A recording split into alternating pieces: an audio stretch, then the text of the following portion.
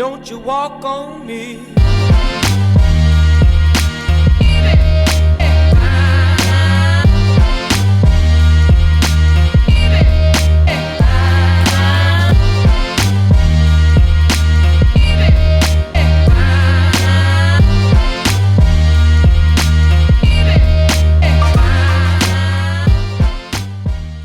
Hey everyone, welcome to episode 55 of the Brooklyn Fishing Club podcast. I'm your host, Victor Lucia, founder and president of the BFC. Before we dive into this episode, I just want to take a minute to say thank you to all of our listeners. We're offering 20% off any order from our shop from now until Halloween using the code BFC123. BFC is in all caps. This discount will not be announced anywhere else but here, so take advantage of it today by visiting brooklynfishingclub.com. And again, thank you for listening to the Brooklyn Fishing Club podcast. My name is Benjamin Dyall, and I'm the store manager of Fish Heads of Stewart, Tackle Shop, and Marine Supply, and I'm also a member of the Ohana Fishing Club based on Hutchinson Island out of Ohana Surf Shop. So does that fishing club do a lot of shark fishing? Some of the guys do, so mostly it's inshore, offshore. It's just kind of more of a fun club rather than a real serious club. And there are a few guys that are affiliated with it that I've fished with before and shark fish, and I get a few referrals every once in a while from those guys of friends and family members who want to try shark fishing from the beach, especially those that have never done it before.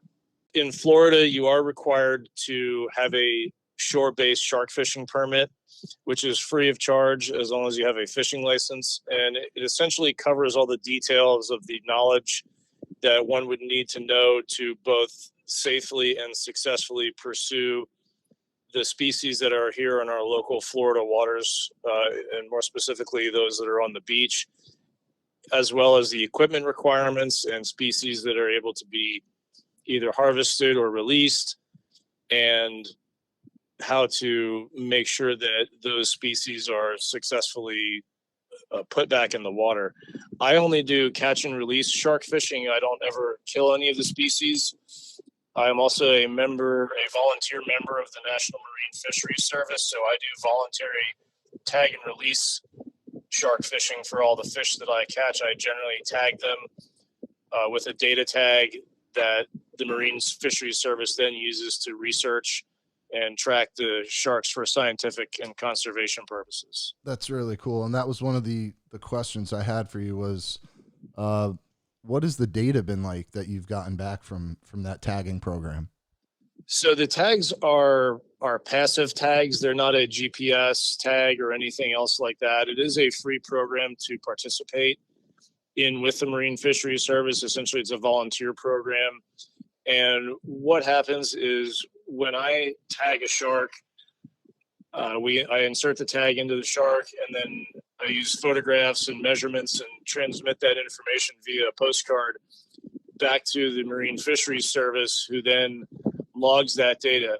And then if the shark is recaptured, in other words, the tagged shark is recaptured, the person or the boat that recatches that shark, the idea is that they transmit that data. In other words, they take the number off the tag and then send that data and the time and the date and all of those elements back to the Marine Fisheries Service. And then if that occurs, in the past, I've received essentially a map showing the initial tag site and then the subsequent recapture site. And that's how the scientists use that data to track the fish from spot to spot. That's so cool. So when some random fisherman catches a shark that you tagged, is he actually taking the tag out of the shark? Should he be doing that, or should he just be getting the number off of it and leaving the tag in? No, the Fisheries Service would prefer that the tags be left in the sharks, and just the tag number and the time, date, location, etc., transmitted back to the Fisheries Service. So that way, if the shark is again recaptured, that data can then be transmitted to present an accurate picture of the movements of the particular shark individual. Right. And I'm guessing that the tag is inserted in the dorsal fin? It's placed essentially in the shoulder at the intersection of the dorsal fin and what you would call the shoulder of the shark, in that sort of fatty, meaty area right at the base of the dorsal. And is there like a special tool that you use to poke them and put it in there? Yes. So when you sign up for the program to tag the sharks initially, the Marine Fisheries Service typically sends you a set of 3 tags along with the barb end, which holds the darted end of the tag, and then you must construct or build your own actual tagging stick. And I just did it with a dowel that I bought at home, thick, heavy 2-inch dowel that I bought at Home Depot, drilled a hole in it, and then epoxied the dart into it. And then, like I said, the barb, and the barb holds the dart, which is affixed to the tag, which is what sticks it in the fish. And then the little tag itself sticks out from a thick piece of little cable. It's like a little yellow tag. How many sharks would you say that you've tagged? Oh, I've probably tagged. Well, I don't know the exact total, but I usually tag several a year, depending on how much I get out fishing. I've already tagged, I think, 3 or 4 this year. What species were those? So the 2 most recent that I tagged off the beach, one was an Atlantic sharpnose, and one was a black tip shark. And those are really the common ones, especially very near shore here in South Florida. So like for land-based shark fishing in Florida, what species of shark is considered like the holy grail of species to catch? Is it like the great hammerhead? Is it the tiger shark? What would you say? Well, so I would say that the near shore fish, in other words, the ones that you might catch inside the trough or inside the sandbar, at least in my area, are generally going to be things like blacktip, sharpnose, dogfish on the small end of the spectrum. And then you go to sort of the medium class sharks, which are going to be things like bulls and lemons. And then when you talk about the big game species in our area, you're primarily speaking of either the very large full-grown bull sharks, but mostly the ones that people would consider to be a trophy or a prize catch would be a tiger shark or a hammerhead. And those are really the ones that are the real bragging rights. But that being said, on light tackle, a full-size 60-inch black tip or spinner will give you just about everything you can handle, again, on light tackle. Right. And it really depends a lot on your bait size, your bait selection, your bait placement of the specific species that you're targeting, because what you want to do ideally is have the correct bait on the correct tackle on the correct rig for the species that you're chasing. Because on some of the rigs, you would be completely outclassed if you were to say hook a full size bull shark or tiger shark or hammerhead on the very light tackle, whereas on the light tackle, a little black tip or spinner or sharp nose are really no problem at all to beat handily and release safely. So how important is the bait selection based on each species of shark? Because, I'm a beginner to the land-based shark fishing. I did some of it up in Rockaway Beach in New York, and, we would catch, what are they called? The ones with all the teeth, sand tiger sharks, little brown sharks, stuff like that. But in terms of the bait selection, I always just kind of figured that, a shark is a shark is a shark. It's going to eat whatever type of shark bait you put out there, whether it's like a cut up fish, so how important is that? I think there's 2 different elements that are involved with that. There's several elements. One is making sure that as I said, the rig matches the size of the bait, and also the method of attaching the hook to or into the bait, and then also the actual size and type of bait itself. So there's a couple different zones that I fish when I'm fishing from the beach, and those zones are typically 3 zones. The first zone that I fish is the trough, which is essentially the place in between the beach itself and the first sandbar. The second being just outside of the sandbar, and then the third being the deeper water far outside the sandbar. And so I'll try to match the bait and the rig and the tackle selection based on the area that I'm thinking of fishing. So for example, if I was going to set a spread of 3 rods, I would have one light tackle rod with, let's just say, a whiting or a half a whiting or a half of a large mullet or something like that. I'd fish that right inside the trough. And then I would take my second biggest bait and my second biggest rod, and I would place that just outside of the trough beyond where the waves are breaking. And then my largest bait, for example, like a head of a bonita or a head of an amberjack or something large, like a big heavy bait, I would take quite far out beyond the sandbar. And the way that we determine that is I surf a lot, and so I know the beaches and I know the breaks very well and where they break. And so what I'll normally do is I have a general idea of where the sandbar is. So I'll know that if I'm, for example, paddling a bait out with a kayak, depending on the beach that I'm fishing, I'll know that the sandbar is generally going to be between 50 and 70 paddle strokes. And then figuring about, you get, say, 3 feet of distance per paddle stroke, you can kind of utilize that as a gauge to estimate exactly where you're dropping the bait. So what I do if it's a calm day and I'm able to paddle baits out, I'll make sure I count my paddle strokes from the time I set the kayak in the water.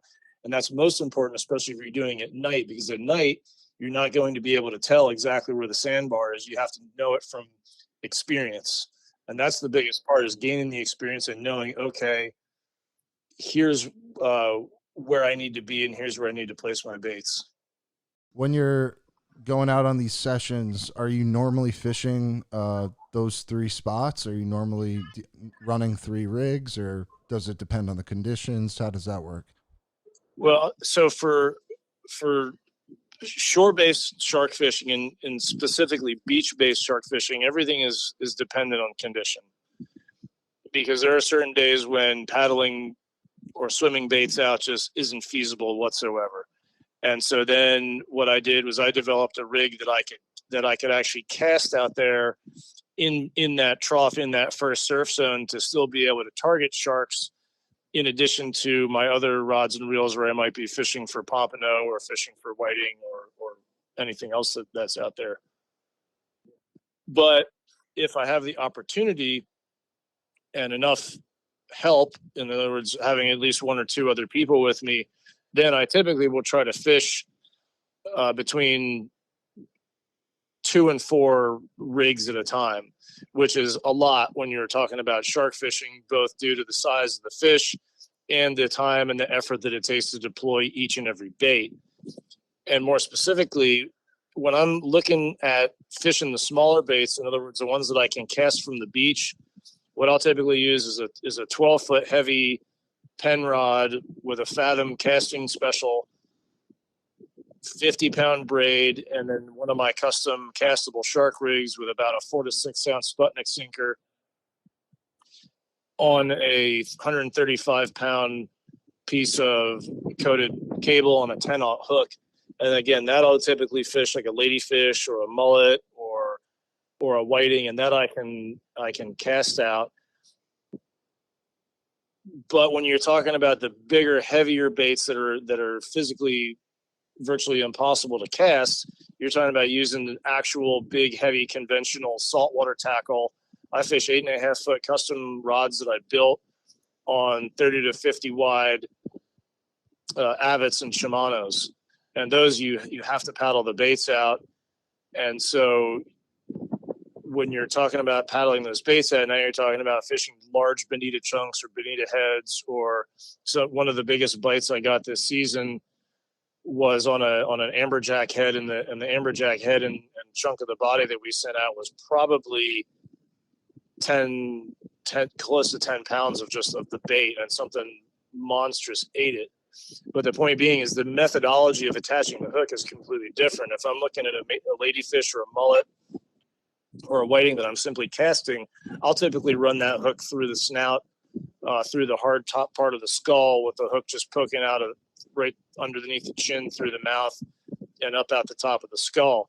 When I'm talking about fishing the bigger baits, whether it be a bonita or an amberjack or a large chunk of meat, what I like to do is I like to actually sew or bridle the hook on the top of the bait so I have maximum hook exposure.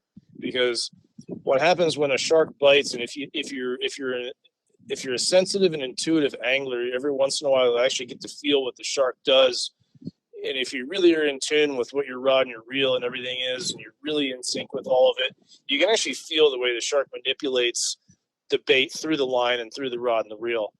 And what I mean by that is there have been times when you can actually feel the shark pick up the bait and manipulate it. And we have to remember that we can't, as humans, understand the way that sharks feel, because a shark doesn't have hands. A shark has a mouth.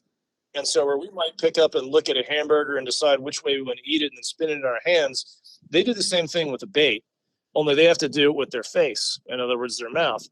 So what happens is they'll pick up a bait and then they'll kind of play with it, or they'll pick it up and put it down, and pick it up and put it down, in trying to find the best position that they think that they can eat it prior to actually running off with the bait and you being able to set the hook. And so it's very important in certain circumstances, in particular with the larger baits, I like to have as much maximum hook exposure as I can. So that way, if I have a very, very large bait, I'm able to make sure that I have maximum hook presentation and hook penetration. And I use the extra wide gap mustad hooks for that reason, because they have a very, very wide, it's a wide gap circle hook. And of course, when you're shore fishing in Florida, you are required to use circle hooks to be in compliance with the law, as well as for the benefit of the sharks. But knowing that the shark has a very, very fat jaw and a very, very fat, meaty mouth to it, you need the wider gap in the hook, and you want to get as much possible hook presentation as you can to ensure that you do get a good bite when you actually do have a real fish on the line. You want to make sure that that hook is being driven home as soon as the fish actually commits to taking the bait, rather than just is toying with it in its mouth. So when it comes to de-hooking the shark and also maintaining safety, what is the best way to go about doing that?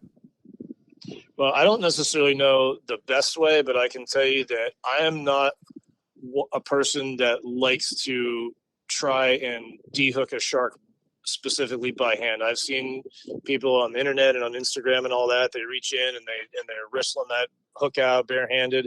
That's not me. I'm more concerned with my safety and my fingers, because in Florida, again, we're required to use circle hooks, and we're required to use non-offset, non-stainless hooks. So those hooks are typically going to rust out within 72 hours, give or take. And so what I do is I have my cable cutters in hand, and when I get the shark into position, I will typically reach above the snout, but with my knuckles rather than my fingertips, so my fingertips don't go into the mouth of the shark. And I'll hold the snout up to expose the jaw, and I'll cut the wire or cable at the eye of the hook, and then simply release and then tag the fish, and then let the fish go. And like I said, I don't specifically try to de-hook the sharks, because, for the time that it takes to do that, and I try not to keep them out of the water any longer than I have to. And I also want to do it, as I said, for my safety's sake and for the sake of the anglers and everyone else. I'm not interested in trying to unhook a shark. I would rather cut the cable and let the hook rust out personally, because, again, using those circle hooks, and if you're doing it properly, you're almost guaranteed that the hook placement is going to be right in that little corner of where the upper jaw meets the lower jaw. So I feel like, at least for me personally, that's the way I like to do it for safety's sake. Other people may have different methodology, and that is perfectly fine, but I like to make sure when I do it, I'm keeping my hands and fingers as far away from the mouth as I possibly can. I've heard that as soon as they're on land or on a boat or on the beach, is it true that, like, they're pretty much the longer they're on land, the more gravity is pretty much crushing their cartilage. Like does that make sense? Is that something you've heard? So if you look at cetaceans, in other words, whales or whale relatives like dolphins, etc., one thing that I've read that scientists have discovered is that really what kills the whales when they beach themselves is the weight of their internal organs are literally crushing themselves, because a whale or any other fish species for that, or fish species for that matter, whether it be mammal or fish, they're using the buoyancy of the water to support their bodily structures. They're using the buoyancy and the density of water to support their organs and to hold them essentially where they need to be in their place. So when you have a large game fish or shark or any marine creature that's not specifically designed to live on land, when you take them out of the water and you set them down, they're not being supported on all sides by the density of the water like they would be if they're submerged. So the bigger and heavier the fish, or the bigger and heavier the cetacean, the more likely it is that those organs are going to be crushing themselves because they're not supported adequately by the density of the water in which they're normally found. So you really want to make sure that most of the time you either keep you try to keep the sharks in the wash if it's safe and if it's possible. And if that's not possible, you really want to keep them out of the water at a minimum amount of time. And especially for the bigger sharks, a lot of times it's really not going to be feasible to get them out of the water the whole way, just because of the size of the fish itself. You really don't want to be trying to drag a 10-foot, tiger shark out of the water. Yeah. So when I was at the shop yesterday, I was talking to you about different tactics in terms of going in and actually getting the shark. And we were also talking about how sometimes when you finally get the shark into, right behind the wave break, or I guess to the end of the first trough, it's like right there, right? We were talking about how it'll just kind of hunker down and just dig in there right in those last 30, 40 yards from the beach. How do you know? I mean, do you only go in to tail rope it or to grab it as only if you have eyes on it? Like there's no, you're not going in there and trying to leader it out without seeing it, are you? Or are you? No, I don't know. So typically what I'll do is, you can usually tell, because usually the shark will start to go fins up when they're actually whooped. Because what I mentioned to you yesterday in our conversation was that you can, if you're using the correct tackle, even on a large fish, you can usually whip it pretty quickly in the water, because you're able to utilize mechanical advantage, you're able to utilize your drag, you're able to utilize tactics like turning the fish's head one way or the other, or the opposite again, to pull it in closer, and you can gain every step of the way. You can utilize, if you're using a 2-speed reel, you can put it into low gear. If you're fishing like we demonstrated yesterday, if you have a harness with your drag set properly with a scale like we demonstrated, you're able to really put the hammer down and really put the heat on even a big fish relatively easily, given you're using the correct size tackle and the fish isn't some absolute monster. But even a smaller shark, when you get them in close to the shore, and I said this to you yesterday, if you have a shallow sandbar, you'll notice that you can get the fish up to the sandbar, and then all of a sudden, as soon as they detect that sand's under their belly, they're going to really dig in and really dog you. And the same thing is when you're trying to bring the fish up to the shore to actually physically land it. Once that fish detects that it's coming near to the ground or near to the beach or near to the shore, they're really going to dig in and really start dogging and really fighting you hard. When you get the fish in close to the beach, they don't want to be out of the water. They don't want to have their bellies rubbing the sand. That they hate that the most, and that's when they really dig in. So I've found, at least in my experience, that really the hardest part of the battle is actually getting the shark to where it's in a landable position. In other words, you have the leader in your hand, but trying to get him on the beach where you can actually do a clean release, or in my case, tag the fish. That's really the toughest part of the whole thing. And it's also the most dangerous part of the whole thing, because that's when they really get aggressive. They thrash around. They have a ton of muscle. And I would say this also, that to those people that may or may not know anything about shark fishing, or in particular shore-based or land-based shark fishing, it's a whole different animal from when you're fighting a fish from the boat, because you have essentially the whole boat that they're fighting against. Whereas when you're on the beach, they're basically one-on-one with you, and you're not able to get on top of the boat on top of the fish with the boat. You're not able to chase it down. It's a whole different world when you're trying to target sharks and you're trying to target a specific species from land or from the beach. It becomes a completely different element from, guys that are snapper fishing, and, you've got a live mutton snapper on the line, and it comes up and eats, these damn sharks are everywhere, this and that. When you're trying to target them, it's a whole different ball game, especially when you're in shallow or clear water, or you're really trying to get a specific species, or you're going for a personal best, or you're trying to do like I do and tag the fish. It becomes a completely different game than when you're on a boat and it's, geez, another shark ate off my yellowtail or whatever. So you got to view it in that context, and especially from the fighting the fish perspective or the landing it. Because like I said, for you or somebody like me, in our case, we're trying to get a release on that fish, or maybe want to get that fish of a lifetime for a customer or a client, or you want to tag that fish for research. It becomes a completely different ball game when you're trying to get that fish up, tagged, released from the shore in a safe way for you and in a healthy way for the shark. Would you say that there's a small community of people that actually kill the sharks and take them? I would say that there's not many that I know of, probably because they would be more than likely publicly shamed. Yeah. Publicly shamed, especially where I live. Now I've heard, I work again, I'm a manager of a tackle shop, so I do hear stories of, these sharks are everywhere, they're eating, we're offshore, and I'll shoot the thing with my shotgun or whatever if it comes up to the boat. It's not the shark's fault. It's really not their fault. I know. And that's something we should definitely touch on is, I feel like there's been more of a controversy, at least this year, around the amount of, charter captains and even wreck guys that go out on their boats and they're complaining about how this is the most sharks they've ever seen down here and something needs to be done. I've heard guys calling for a cull. And, like you said, it's really not their fault. I mean, it comes down to a lot of different factors, right? Like overfishing. I mean, what's your take on that whole subject right now?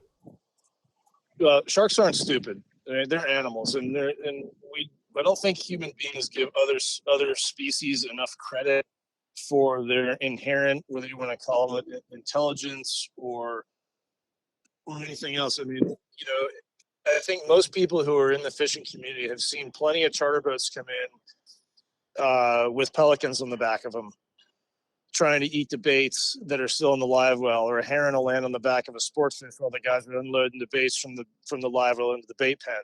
Right? These animals of all different species know human behavior, and they know what's going on.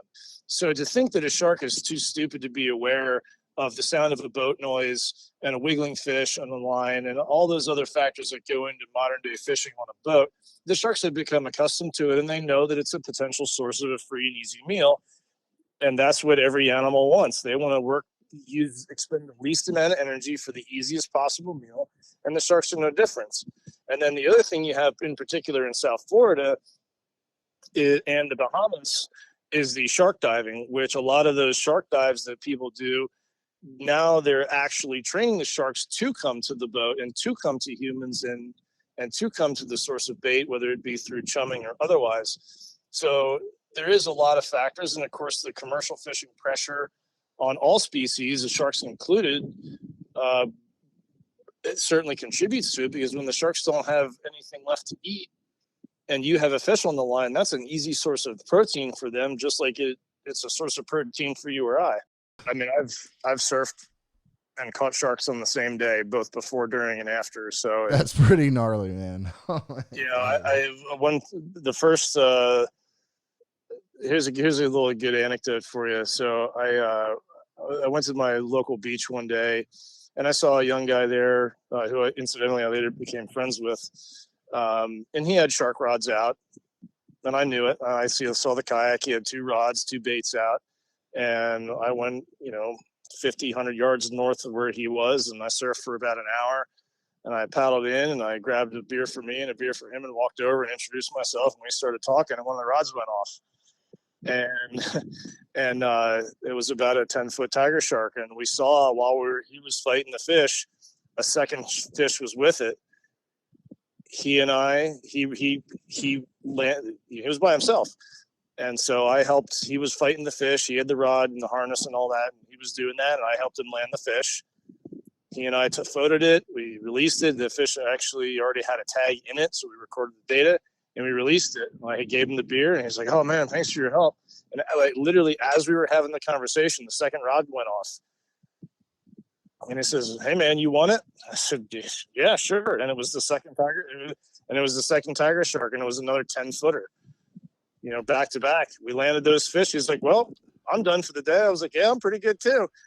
And then 5 minutes after I landed that fish, had another beer, and I paddled back out and surfed another hour. I've seen sharks in surfing through the face of the wave that I'm duck diving through. I mean, sharks are a part of life if you're going to be in the water and going to be involved in that lifestyle. And that's pretty much all I do is I surf and I fish. And I understand that the same waters that I'm fishing in are going and surfing in are going to contain sharks. I mean, it's their home, it's their ocean. What I think is the bigger issue is that a lot of people, especially in a place like South Florida, there are a lot of people that don't know anything about the surf or about sharks for that matter, and they're completely unaware or completely oblivious or completely ignorant to the fact that there are sharks here. And if you're choosing to swim on an unguarded beach, that is a choice that you made. And if you don't want somebody shark fishing, or you don't want anybody fishing, period, or surfing, period, near you or your kids or your family or whatever, understand that there are public guarded beaches and in this county that are free. So I had a situation where someone called the sheriff's office on me. Sheriff came out. I showed her my fishing license. She said, "Okay, fine." About a half hour later, Florida wildlife officer came out, and he asked me for everything. He asked me for my shark permit. He asked me for my release tools. I told him I was a member of the Marine Fisheries Service, volunteering to tag. He checked my licenses. He checked my gear. And he said, "You're perfectly legal." And he went over and he talked to I could see him walk up to the gentleman that called, and you could see the guy was irate because he said, "Well, this guy's perfectly in the clear. He's got everything. He's not doing anything illegal whatsoever. He's not chumming. He's got his baits out." And I told the officer, I said, "Look, I've been here since dawn. I'm here at dawn before anybody else. There's not a person on the beach. I've got my stuff, my gear's set out, my baits are set out. I'm volunteering to do this for the fisheries service. And I have all my stuff in order." And the guy was just pissed because I was shark fishing. And the point being is, well, you can go to a public beach that has a guarded beach where the lifeguards will be watching for sharks, and they will be preventing people from fishing or sending shark baits out there. But if you show up on one of the beaches that I frequent, you really don't have any right to get mad at me, especially if I was there first at dawn with my lines in the water, and you can see that I'm fishing. Don't get upset when I land a shark because you didn't know that it was out there, right? And that's really what it comes down to. But I've also seen situations where people are just completely oblivious to it, where I've gone in the water and I've actually prevented a shark attack on a little girl because the parents were completely oblivious to the shark coming towards the girl, and I literally jumped in the water and splashed my rod in the water and scared the shark away. Holy It was about shit. 3 or 4 feet from the girl because the parents didn't even see it. They weren't even aware of it. They had no situational awareness. So How deep in the water was she? she was right in the trough. I mean, 3 feet from shore. And I mean, isn't that where they say most shark attacks happen, is between 3 to 5 feet of water? Right there. And I'd actually never seen a shark behave that way. The water was crystal clear, and she was a little girl, probably 4 years old, and she was in the water with her dad. and I could see the sharks. Dad was right there. Dad was right there. I saw two sharks, and they were like small little, like little black tips or something.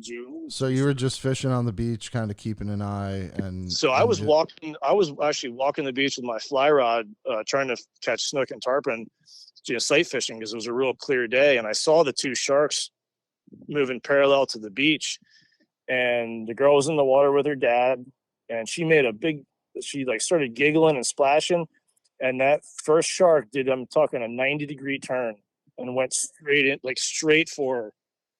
And I'd never seen anything like it, but it happened, and I saw it. How big was it? It was about 4 feet, a little black tip, nothing crazy. But if you're a 4-year-old girl, it was enough to, do. Might as well be a great white. Right. And so I jumped in between the shark and the girl, and I slapped my rod in the water a bunch of times and scared it off. And the dad's looking at me like I'm out of my mind. And I said, did you see that shark? I said, oh, because the mom saw it, but she was, 10 yards up the beach. And I was like, wow. Well, dude, yeah. I mean, so they're out there, and it's not something that, someone should necessarily be afraid of or be scared of, but also don't be ignorant to it. Yeah. Don't be naive about it. Realize that the ocean is their home, and they're going to be there, especially in an area that has fishing and fish. And I mean, heck, it's the ocean. That's their house. And if they're hungry, they're going to eat, and that's it. Potentially, yeah. I don't think they're going to target a human, but right. Things happen, Yeah, no, I mean, who knows? That thing could have been, cruising the wash for whatever. Heard a splash, exactly. Turned, saw something that looked like lunch, and that could have been it for her. Have there ever been any times where? So you're talking about, fishing, going surfing, fishing for sharks, surfing the same day, all that. Have there ever been any times where you're just like, it's just too sharky, I'm not fucking going in there right now, like that's not happening? So I went to college at FAU in Boca, and it was a bright sunny day, Sunday afternoon. There's hundreds of people in the water. There was a ton of surfers out there. It was in the middle of the mullet run, and the mullet were everywhere, and there was tarpon everywhere just going through them. And when you're surfing those waves that day, you were literally chopping mullet into pieces with the skeg. I mean, pieces of mullet are flying out from behind the water as you're carving down the face of the wave. And there was a bunch of tarpon, and then all of a sudden, about 20 feet from me, I saw a dorsal fin and a caudal fin of a shark that was easily tiger shark of 12 feet. And I wasn't the only one who saw it. The lifeguard saw it, and all the other surfers saw it. And on the very next wave that came through, literally every surfer was on it, going straight into the beach. And up here, I've seen lots of sharks in the lineup as we're surfing, but you can really tell the behavior, because I've seen times when the sharks will actually start pursuing the bait very aggressively. In other words, you see the fins speed up, knifing through the water, really charging and slashing at the baits. And if I'm seeing that, I'm generally going to play the part of caution and get out, at least for a little while, till it calms down, because there's no reason to risk it for a wave, at least in my mind. I mean, I know that they're out there every time, but there are certain times when, if you know that they're actively feeding, it's probably in your best interest, at least for me, to not take the risk and say, man, I'm gonna paddle in and go have a beer and let this thing chill out for a minute. Absolutely, because when they're feeding like that, I mean, it's almost like they're feeding indiscriminately. That's when they're the most aggressive. Certainly, they might, mistake your foot for a mullet, and that's that. There you go. Yeah. So what's your PB in terms of? It was that 10-foot tiger that me and my buddy caught on the beach that day. It was back to back. It's so crazy. Did you tail rope that one, or did somebody just go in and grab it by the tail and pull it up? No, the guy that I was with, Robbie, and I, we just landed it they basically leadered it. And then you just cut the circle hook and left the circle hook in, and that was that. I think so. That fish incidentally was tagged, which we reported back to the fisheries service, and I got a thing in the mail from the fisheries service about 10 days later or whatever. And that fish in particular was tagged and right off of West End in the Bahamas. And so that tiger shark traveled 60 miles or so across the Gulf Stream to our beaches here, which just shows you how much those fish travel, and the importance of protecting them, not just in the United States but in the neighboring countries and the neighboring oceans, because those fish are moving all over the place. Right. Yeah. Do you think that the St. Lucie River and the inlet there is a bull shark breeding ground? There's been some television shows filmed in this area, the St. Lucie and the Palm Beaches and Jupiter area. That was on Shark Week, I don't know, a year or two ago, that they studied the amount of juvenile bull sharks in this area. And I can say that from conversations I've had with many of my friends and fishing guides, and also myself, I mean, I've caught juvenile bull sharks the whole way up in the North Fork and the South Fork of the St. Lucie River. Little 4 or 5 foot juvenile bull. So they're definitely. I've seen pups in my backyard, and I'm on like a offshoot of the river. And my neighbor who paddleboards, she told me that she sees the pups all the time. Yeah, I've been on the kayak out on the flats and seen schools of dozens of sharks swimming around, daisy chaining in and out. I can only imagine that they're breeding. I couldn't imagine they're doing anything else. And they're feet from my kayak. So, do you do most of the shark fishing at night, or is some of it at day? Is there a different tactic for the day, for the night? I mean, do you go when you can? Do you go when conditions permit? I mean, how does it work with that? So I fish when I can. I fish based on my days off, and the time and the availability but I generally fish whenever I can. So my typical, day off is, I'll drop my kids off at school and then go fish from 8 to 4, and then go pick my kids up from school on most days. Now, if it's a day or a night where I don't have my kids or whatever, and I have some buddies and the conditions look good, then we'll send some baits out at night. Now, the shark typically are more active feeders at night, but I've caught plenty during the day. It's just sometimes you got to be a little bit more patient and work a little harder for it. Whereas nighttime, usually if it's happening, pretty quick that it's happening on a given evening. At night, yeah. But also nighttime has a little bit different tactic and technique, because especially if you're using a traditional bait caster where you're actually casting the bait as opposed to paddling it, it's really, really hard not to backlash a bait caster in the pitch dark, especially after a few beers. And you can't see where the bait hits the water, and you know when to stop the spool. So that makes it a little bit challenging. So are you not kayaking out at night, or if you have the right conditions, you'll do it? But most of the time, you gotta have the right conditions. For example, about maybe a year or two ago, my best friend and I were out there. He had never caught a shark from the beach, and he's been best friends, for 20 plus years. So come on, I'll take you out. And when we got there, you could see there was probably a 1 to 2 foot long period groundswell, but it was high tide. So it was just sort of lapping at the beach. Well, as the night wore on and the beers wore on, the tide dropped, and I could hear them starting to peel and starting to break over the sandbar. And I thought, well, it's 2 a.m. I can get one more bait out. Well, I managed to get through the waves and get the bait out successfully. But the coming in part sometimes can be problematic, because when you're paddling toward the beach and the wave is behind you, you can't really see where it's breaking. And so what happens on the kayak in particular is that the wave gets a hold of the back of it and moves it faster than the front. It turns you sideways and it rolls you. And that's exactly what happened. So here it is, 2 a.m, pitch black. I got shark baits everywhere. We had a couple of bites that night, landed a few fish. And now the wave rolls me, and now the kayak is on the beach, and I'm still out beyond the sandbar, and had to swim in the pitch black with sharks in the water. So it's definitely not for the faint of heart. And I'm about to be 45 this year, so I like when I can get some of the younger guys out there with me, and I give them beers and let them paddle the baits out, and I can sit back on the beach and chill. Yeah, the ones with no kids.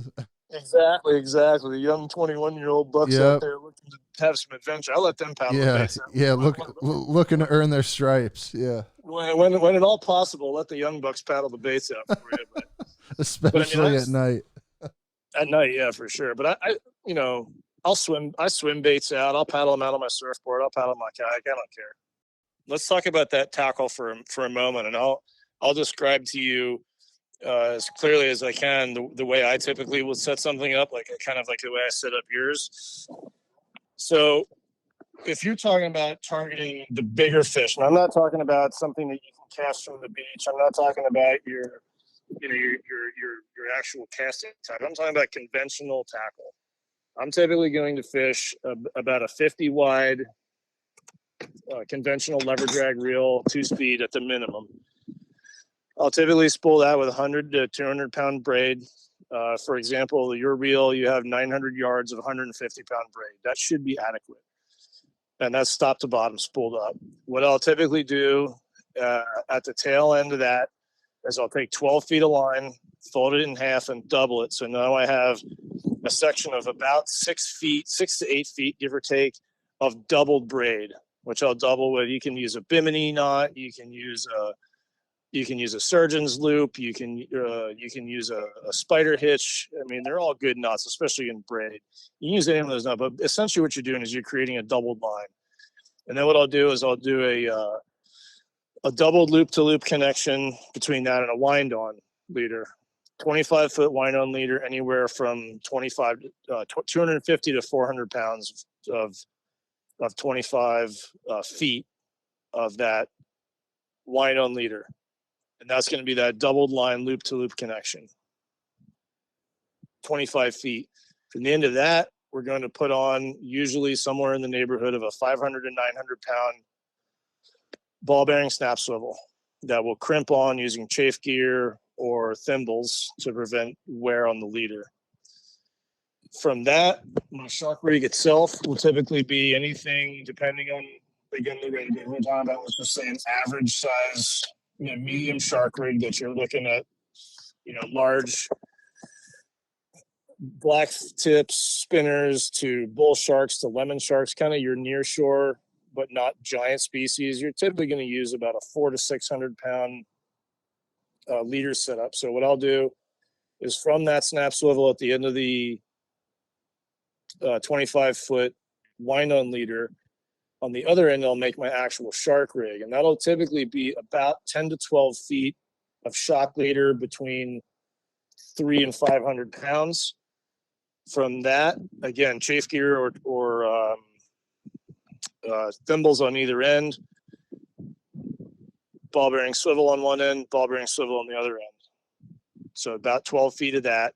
And on the other end of that, on the tail end of that, is when I'll attach the actual shark cable leader, which will typically be about 6 feet of 400 to 900 pound cable.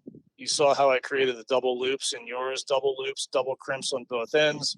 And then I'll typically use anywhere from a 12-aught to a 20-aught hook. Now, I like to use the extra heavy hooks. So I'll use either the Mustad 3X strength wide gap circle hooks. Like I said, a 12-aught is usually a real good go-to. That's what you have.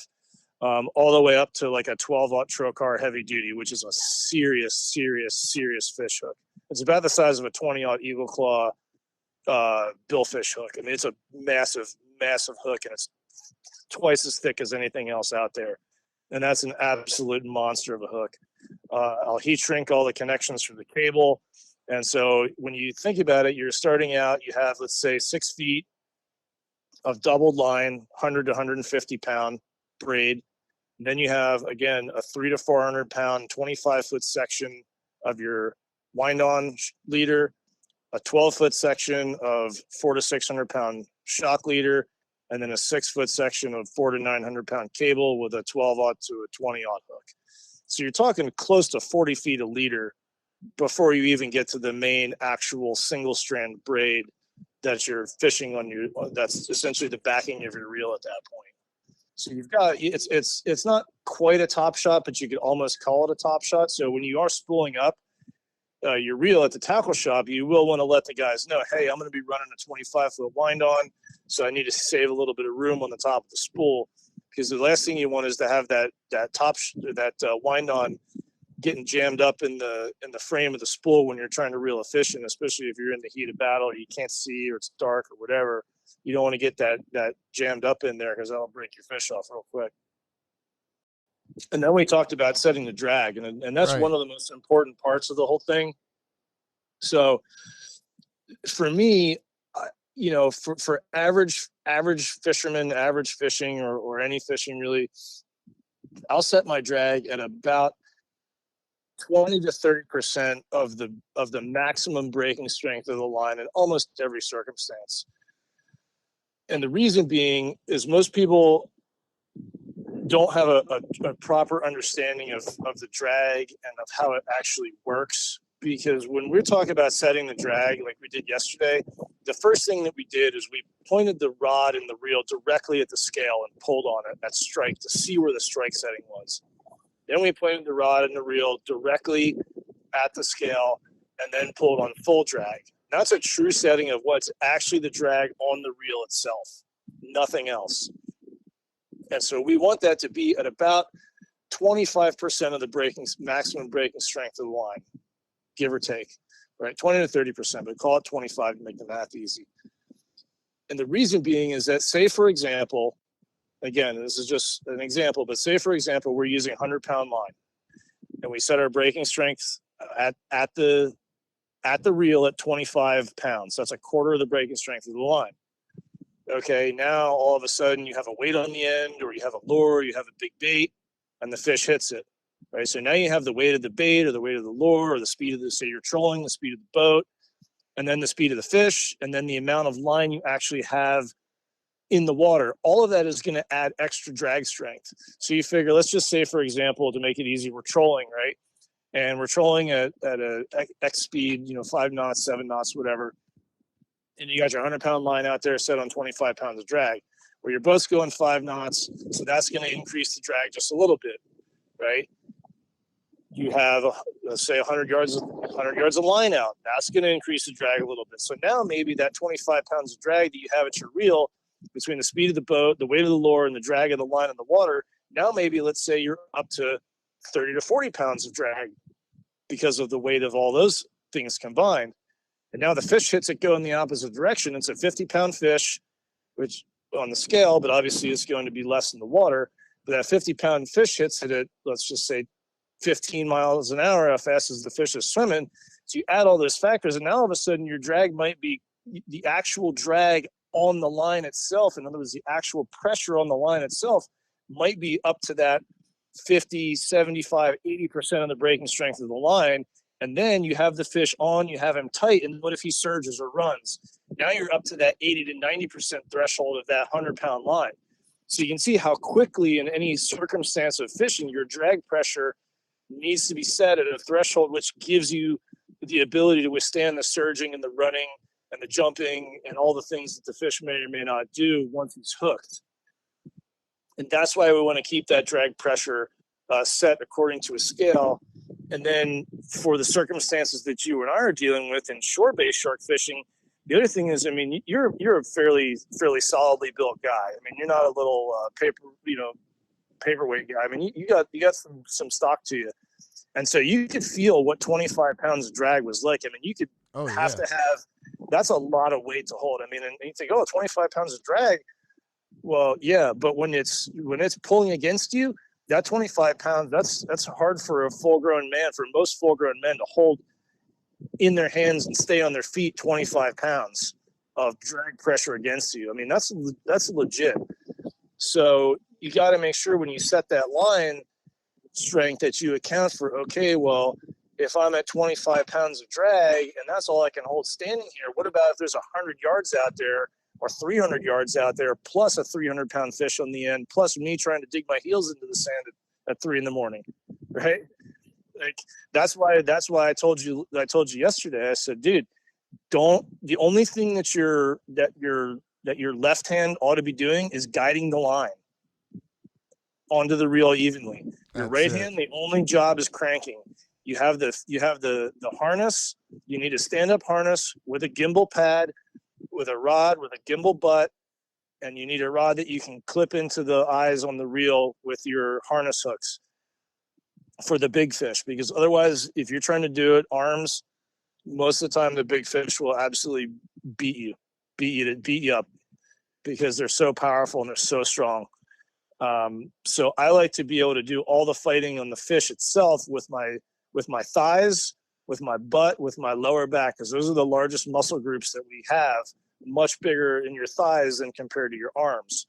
So if you utilize gravity, if you utilize the weight of the fish and the pressure of the fish, if you utilize the drag of the line in the water, and you have your tackle rigged properly, your drag set properly, and a correct fighting harness, you can put a ton of pressure, even on a big fish, with that drag set to that 25% of the breaking strength of the line. You can put an enormous amount of pressure on the fish by doing that, but you have to fight it properly. You can't use really your arms. You got to use your butt, your thighs, your back, and sit into that harness, and have a good, solid, stable position with your feet, and face the fish, and then really try to work turning their head. Have you ever gotten pulled down by one? The last big fish that we hooked, it was a friend of mine from the Ohana Fishing Club, and him and his wife and me and my girlfriend were out there, and we had an amberjack head on, and we're fishing 50 class tackle, 8-foot tuna blank, custom shark stand-up surf rod. He and I locked him into the harness, and he was on the fish, pulling drag, put it on full drag, and he was a bigger guy than you. He's probably 250, 275, something like that. And my girlfriend and his wife were holding the handle on the harness, and I was in front of him with one hand on his chest and my other hand on the rod, holding it against my shoulder to keep him from going forward on it. It was a real fish. You get that one in? No, because like what you were saying is even with all that leader, even with 40 feet of leader, he broke off because he hit an underwater piece of structure, a rock pile, reef out there, and it actually broke on the line end. We lost the rig, we lost the leader, we lost the wind on, we lost the double line. I mean, it broke past that. So I could feel the last 6-8 inches of the braid prior to where it broke, and it was completely abraded and completely chafed up. Yeah, I mean, it was hooked too. I mean, it was really, really. I mean, it was pulling on full drag, pulling hard, and you know how that drag felt. Oh yeah, no, it's serious. So, what are some of the best months to fish South Florida for sharks? So, really, it depends on the species. The sharks are here year round. The fall and the winter, generally speaking, have some of the smaller fish. Like in particular, South Florida in particular is very well known for between February and April to have a huge number of black tip sharks coming in for the spawn. I'm talking thousands upon thousands of them. The hammerheads follow the black tips. I know a buddy of mine said that they caught 3 hammerheads on a chunked black tip shark very recently. I know a couple of guys will actually keep the black tip and chunk it out and send it out for bait for the big hammerheads, because the hammerheads actually chase and are predators of the black tip sharks. I think the tigers and stuff like that, at least from my observation, are a little bit more of a springtime, summertime fish.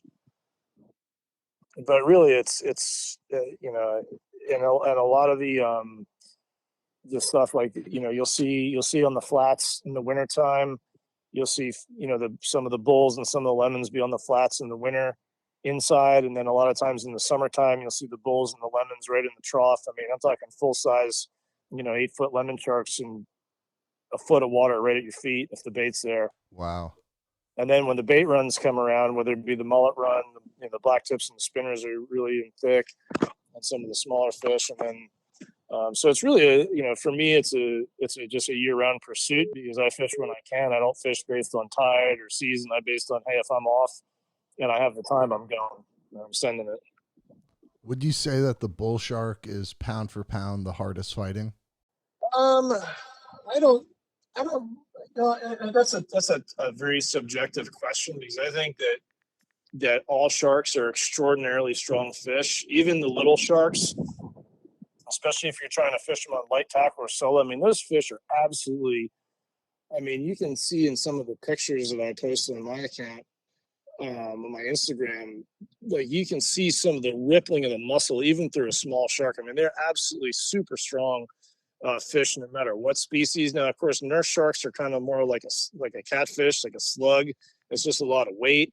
The black tips tend to run really fast and really hard. The spinners, they run, they jump, they surge, and everything in between.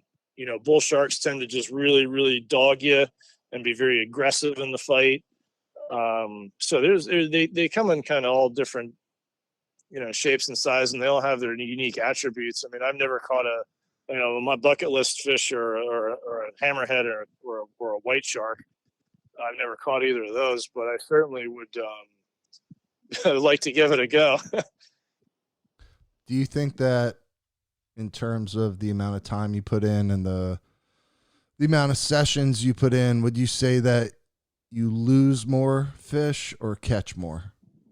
At least 50-50, at least even, if not a little bit more on the I think it's probably about even. Lately, the past month and a half, I've been 2 out of 3.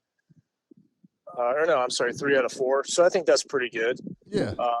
I lost a couple fish earlier in the year, but I mean, I think this year I've landed more than I've lost by actually a pretty good margin this year. But my thing is, I'm constantly learning and I'm constantly refining my tackle and my technique, and I just go by very, very incremental steps. I don't change too much at once. I try to really be thoughtful and mindful about how I'm approaching my tackle, and I build all my own rigs. I tie all my own leaders. I craft everything in the tackle shop that I manage, Fish Heads of Stewart.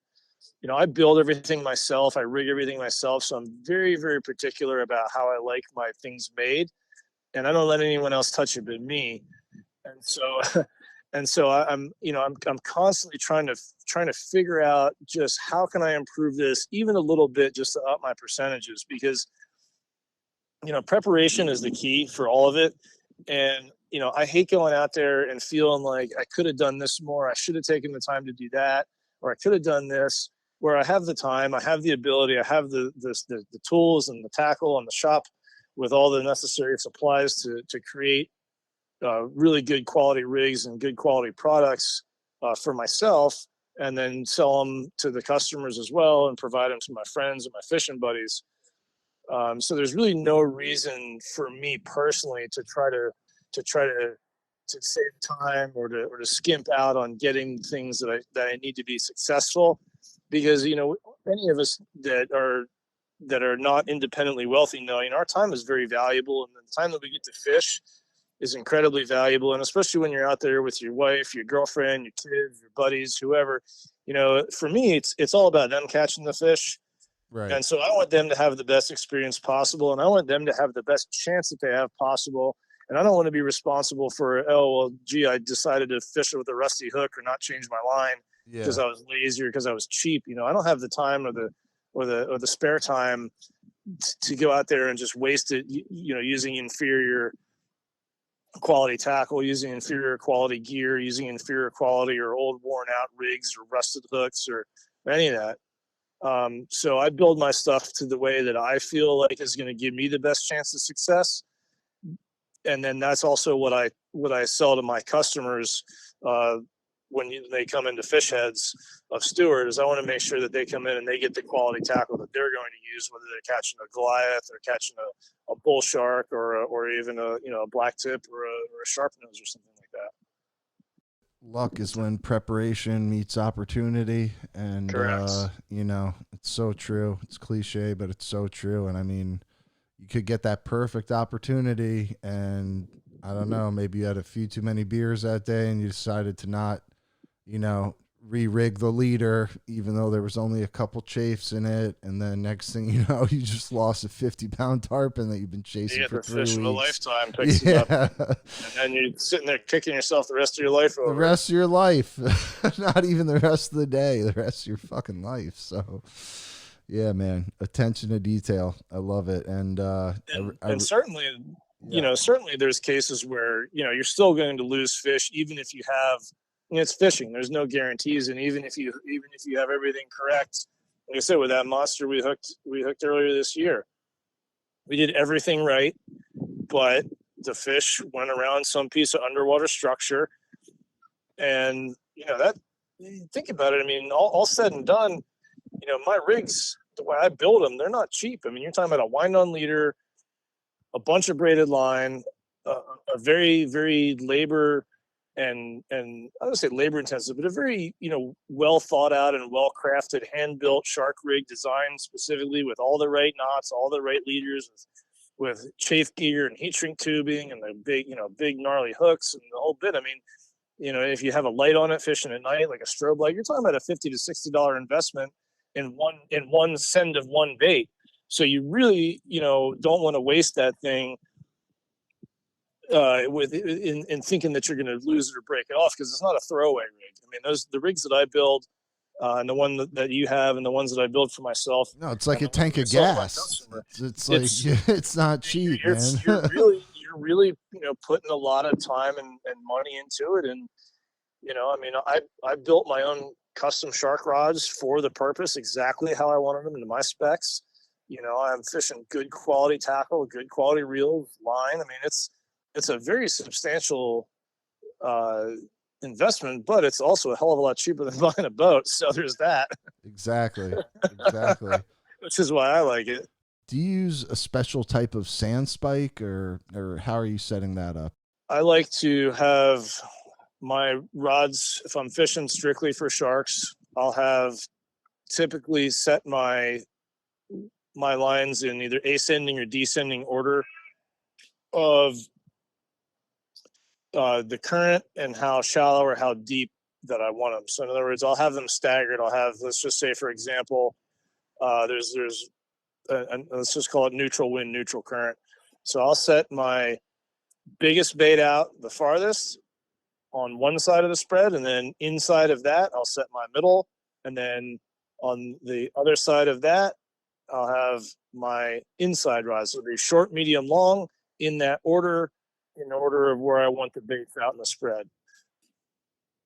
Because that way I feel like I can get those baits in order and give the fish room to move. In other words, I wouldn't set my longest rod in the very middle and then have two shorter ones on either side, because what if the fish, runs to one side or the other? Could he get tangled? Could this or that happen? So I like to have them staggered. And as far as the spread goes, the way I typically set my rods is Dubro makes a little red clip that's a screwdriver adjustable, and it has a little cable tie with it, and you cinch it onto the just above the foregrip on the rod, and it has a little adjustable. That red clip is adjustable, and so what I'll do is, you want it to be just enough so where the wind and the waves aren't pulling the line from the reel, but if you really pull on it, it'll essentially have it in free spool. So what I do is I set my reels in free spool with clicker on, and then snap the line into that Dubro clip. So that way, when you're watching your baits and watching your lines, if the shark decides to pick up that bait, the first thing that's going to happen is he's going to be pulling on the bait and the hook. Okay. And I rig my weights as breakaways. Again, what I mentioned to you, using a fairly light monofilament on a sliding sinker, because I don't want that shark to feel any resistance when he picks up that bait, other than the weight of the bait itself. So when he picks that bait up, he's going to be able to swim about 10 to 12 feet because that's the length of that shock leader, which is where I have the sinker slide attached to. Okay. So the shark will be able to swim 10 to 12 feet, get hooked, and swim away. At that moment, the back of that sinker slide is going to stop up against the bead and break that monofilament, so the weight is now gone. I'm typically using a 6 to 8 pound brick that I tie my line to, 15 to 20 pound test, mono to the sinker slide, dropping it down. That way the shark can pick up the bait. He can swim 12 feet with it, get hooked, break the weight off, and now it's just me and the fish. I'm not fighting the weight. Okay. And then as he's doing that, right now, once that weight breaks off, now is when you're going to hear and see the line coming, and it's going to pop out of that Dubro clip and go straight onto the reel, which is on clicker on free spool. So now I can hear it at night. I can hear it in the day, but he's still not feeling anything but the resistance of the line and the resistance of the clicker. And what I'll typically do is, if I have the time, I will go and I will thumb the reel and put it on straight free spool. In other words, I'll take the clicker off and just let him eat it. Just let him take it for anywhere from, I try to count mentally in my head or even out loud, up to maybe even 30 seconds or so. I mean, it'll seem like forever because your heart's going to be, oh my God, we got fish, we got fish, we got fish. But you got to let them eat because they want to manipulate that bait in their mouth. They might pick it up. They might drop it. They might pick it up again. They might drop it again. They might take it on the last time. So you want them to feel as little resistance as possible before you, and make sure that okay, we let this fish eat. He's got the bait. Now we're going to put it in strike. And typically when you do that, that's when the fish is going to feel the first resistance. And his natural instinct is he's going to typically go either away from you or at an angle away from you. And that's when that circle hook is going to do its job and set itself. Once that happens, you can do one of two things. You can either leave him on strike if it's not a big fish, or if you really want to put the hammer down and start fighting him hard, you can up the drag past the strike point between strike and full drag. But that allows you to have your rod in the rod holder or the rod in your beach cart without yanking the whole deal into the water. Because if you have the drag set, even on strike, it'll pull your whole rig into the water before you can get to it, and it'll be gone. Damn. So that's kind of the way I like to do it, is have the line in the Dubro clip, free spool, clicker on. He eats. You'll see the rod jerk as it goes, and then run over the rod. Make sure the fish is hooked. Make sure the line's out of the Dubro clip. Put it on free. Let him eat, and then set it on strike and lock him up. And then it's on. Remember we were talking about yesterday about the landing the fish. Let's revisit that for a moment. Yeah. So here we are, and you're in the harness, and let's talk about the harness for a second. So really, what I like to have is a stand-up fishing harness with a gimbal plate and clips to lock into the rod. So that really what you want to do is, once you have that set up, do exactly what we did yesterday. Put the rod in, get locked in, size everything up, fit it, make sure it fits you, and practice getting in and out of it.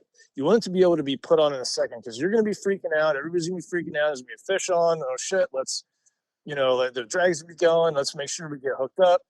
And it's going to be somebody's job to make sure they get you into that harness.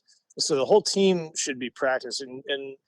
And then you're going to get into the harness. You're going to clip in. You're going to make sure the gimbal's firmly in place. The drag's going. You're hooked into the fish. Everything's good. You're locked in, right? You're fighting the fish.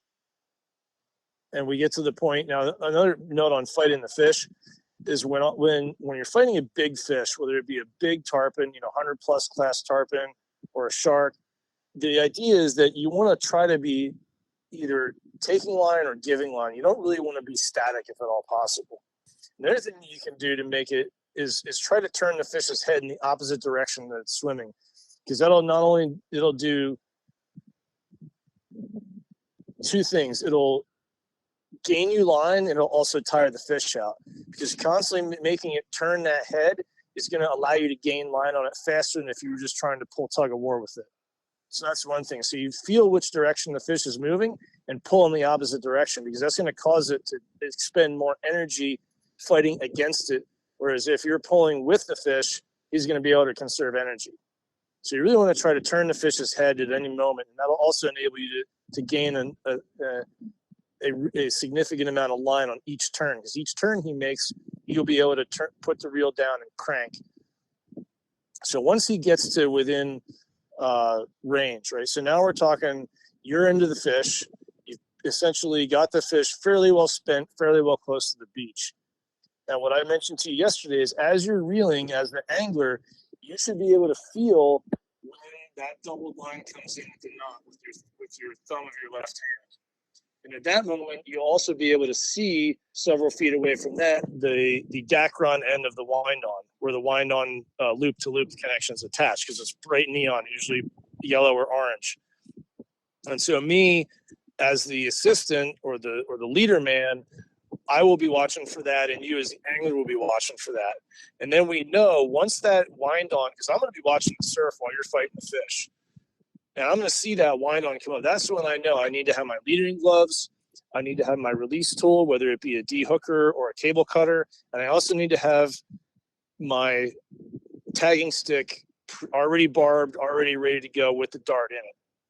And so I'm going to see that. And as you get that, now we know, okay, once that wind-on is inside, you only have really a handful of cranks you have to make before that ball bearing snap swivel is going to get to the rod tip.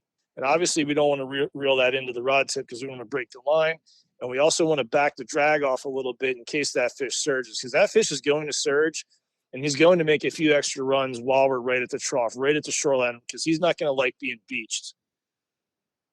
And so what I'll do is at that point, you back off the drag a little bit, and I'll go ahead and have my leadering gloves on, and then I'll get a hold of the actual leader past the wind on. And then as a team, we'll go ahead and either tail rope or drag the fish in by the tail, or a combination of those things. Try to keep it in the wash. Once he's up, de-hook it or cut the leader, tag it, and then get a photo and then send it back in. Now it sounds, fairly straightforward, but usually, again, the hardest part of the fight is, in my experience, right at the surf. And because that thing's thrashing and it's gnarly, and it's potentially pitch blackout if you're fishing at night, you really want to really exercise your utmost caution, because that is the time of where bravado is not necessary, but caution is. Have you heard of any guys ever getting bit trying to de-hook? Yeah, I know some personally. Wow. Did they lose a hand or anything, or was it really bad? No, I mean that wasn't good. They didn't lose limbs, but it was certainly had to take some time off and think about their life choices. You know what I mean? Yeah. Thinking about using those pliers a little bit more. Oh, and man. and the crazy thing is, I try to be very, very careful, and I've watched myself from other people's footage of just how close of a call it can really be, that you don't even realize, because it happens in the blink of it. I mean, those fish are so fast. Yeah, and the adrenaline is pumping, and it's the adrenaline's pumping, and I've seen it where, I've watched video of myself, and I didn't even realize how close I came, because the fish just turned their head in a second, and you don't even realize it. One little thrash, and your hands in their mouth. So you really got to be in control of the fish and be careful with it, and just try to calm down and try to take your time and try to just be as safe as you possibly can. And oftentimes, the gnarliest part of the whole thing is when you're releasing the fish, because at that point you really have lost control.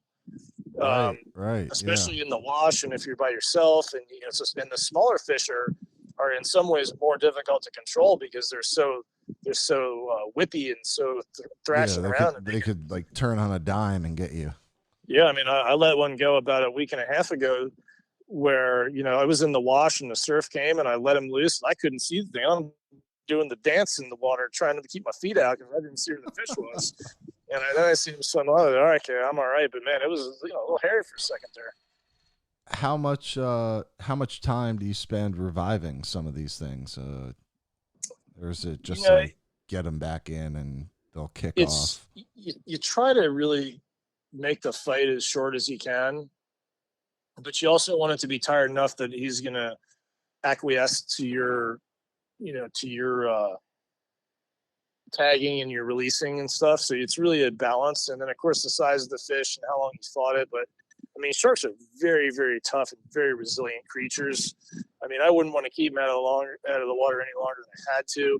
But generally speaking, even solo doing it, I've let go fish even after, you know, having to take them up the beach a little way, tag them and dehook them, and they swim off. They're just fine. I mean, they're very, very tough fish, but obviously you can't, you know, abuse the animal, and you don't want to keep it out of the water any longer than necessary.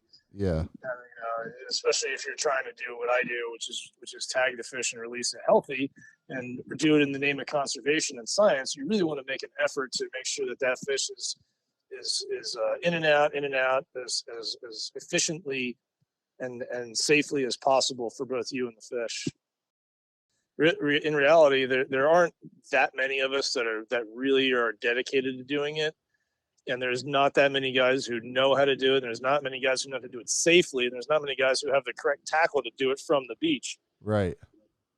And that's a big thing is what I recommend is if you're going to fish heavy tackle, between an 8 and a 9 foot custom style shark rod. Yep.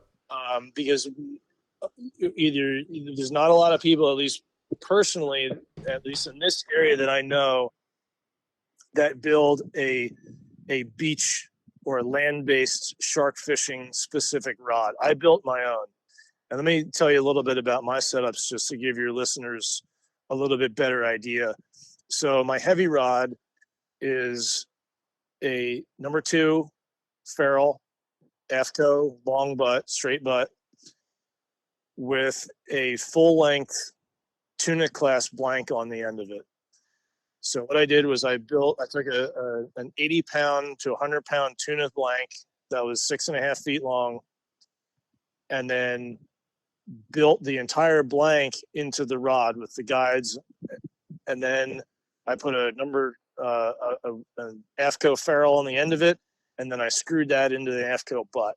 So that gives me a total of an 8.5 foot, 80 class tuna blank stand-up shark rod for the beach. On that, I've got a 50 wide Tiagra with 100 pound braid, 900 yards. That's my heavier setup. My lighter setup, I have again, same thing, 8.5 foot AFCO straight butt on a 60 to 80 pound class blank on a Avid 30 EXW Pro wide with 100 pound braid, 850 yards. And those are my two, what I call my medium and my heavy tackle. My light tackle, I fish a Penn Battalion 12 foot heavy, which is I think 50 to 80 pound braid rated, 6 to 12 ounce lure, and a Penn Fathom 15 casting special with 50 pound braid. And that's my light tackle, actually castable. In other words, my light tackle casting rig that I can throw baits from the shore into the trough, but I don't have to worry about paddling out on days it's too rough, there's too much current or too windy or whatever. But I can still shark fish from the beach with that. And then I also have a 8 foot Star.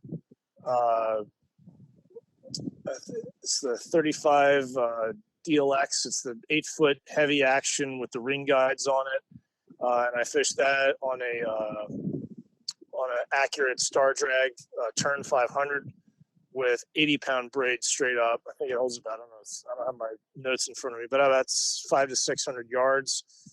And I'll fish that as another fairly somewhere in between the light and the medium rig, so kind of a light medium rig.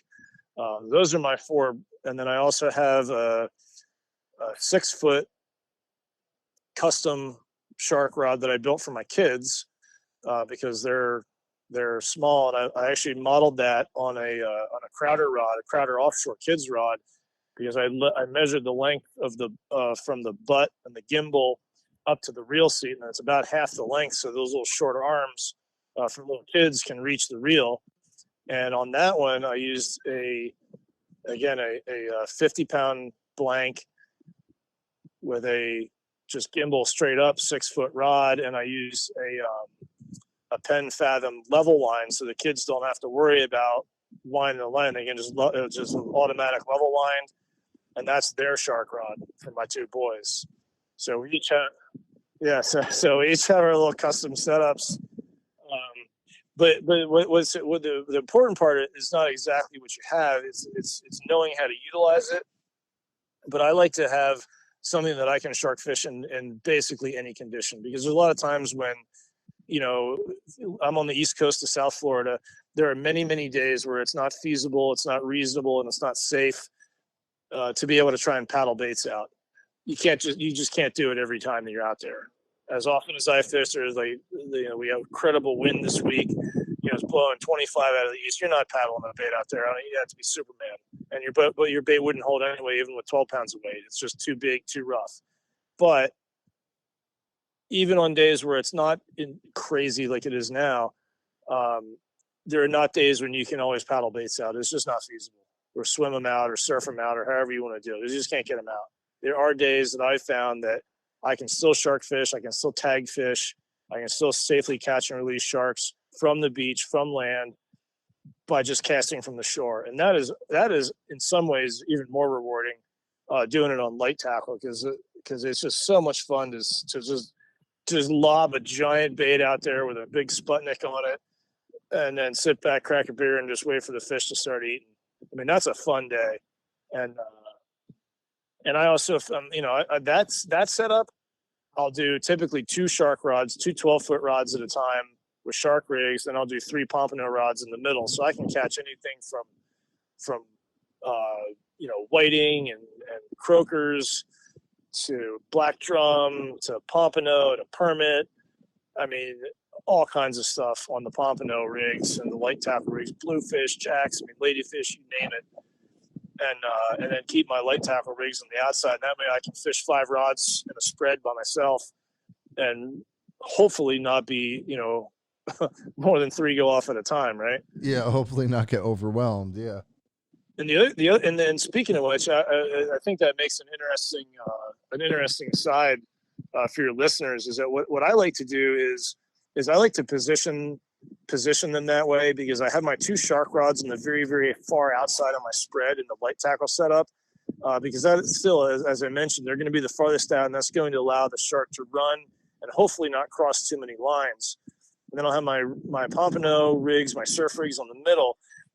But what I like to do is if I catch a fish that's legal, of course, or of a non-regulated species like a jack or a ladyfish, etc., I'll keep those fish all day long. I'll talk to my guides if they catch a stingray with their charter, if they catch a jack with their charter. I have charter boats out in front of me. If they catch amberjacks or bonitas, be nice to the captains, be nice to the guides, be nice to your buddies. Or if you even catch fish on the beach, you're like, oh man, I caught a jack. Hey, that's a great bait. If you catch a stingray, that's a great shark bait. If you catch a ladyfish, that's an excellent shark bait. If you can go net some 8 to 10 inch mullet, that's a great shark. Thank you for listening to another episode of the Brooklyn Fishing Club podcast. If you like what you hear, please leave us 5 stars and a review on Spotify or Apple Podcasts. Email a screenshot of it to info@brooklynfishingclub.com and we'll send you a free shirt. Be sure to tune in next week for episode 56 featuring Captain Ray Rocher. Till then, tight lines, my friends.